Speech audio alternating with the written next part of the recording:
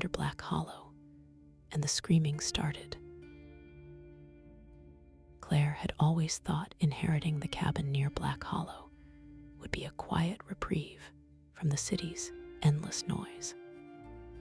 Nestled deep within the thick woods, the cabin's weathered timbers and cracked windows told stories of long-forgotten days. The first evening settled in with an uneasy stillness, the kind that presses on your chest and makes ordinary sounds feel like whispers of secrets. As she unpacked the last box, a faint, distant sound broke the silence, a piercing scream, sharp and brief, swallowed almost immediately by the dense night.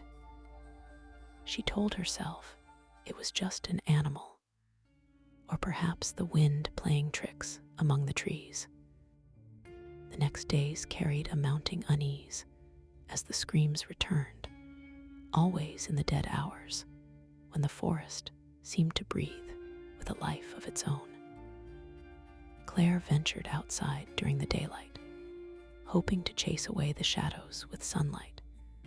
But the woods around Black Hollow felt unnatural trees bent in odd angles, roots tangled like grasping hands, and patches of earth seemed freshly disturbed, as if something had been hiding just beneath the surface. At night, sleep was elusive. The darkness pressed against the windows, and every creak or crack felt like a warning. One evening, driven by a restless impulse, Claire found an old, rusted shovel buried beneath a pile of dead leaves near the cabin's porch. It seemed out of place, almost deliberately hidden. She hesitated, then began to dig where the soil felt soft. Hours passed, and the soil gave way to a rough wooden box, its lid slightly ajar.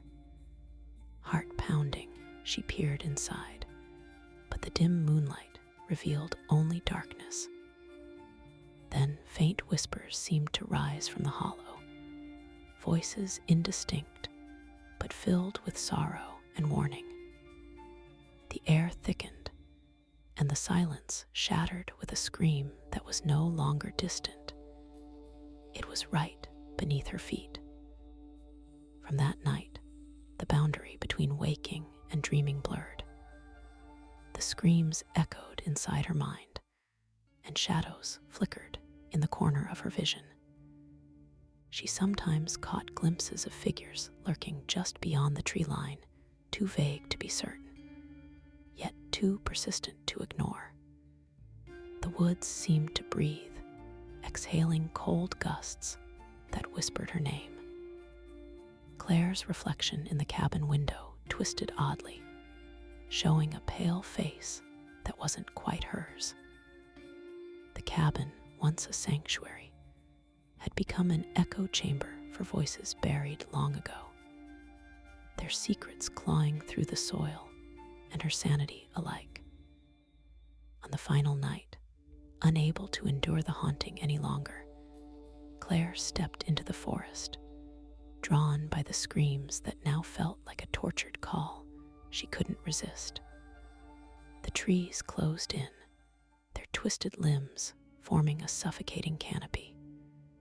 The earth beneath her feet seemed to pulse, and the whispers grew into a chorus of mournful cries.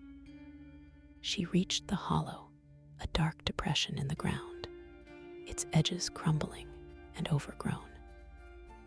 As she peered in, the screams crescendoed, and the ground shifted, revealing tangled roots wrapped around unidentifiable shapes. The hollow was not just a place, but a threshold to buried memories and forgotten pain. Claire felt herself slipping, swallowed by the darkness, and the voices forever trapped beneath Black Hollow.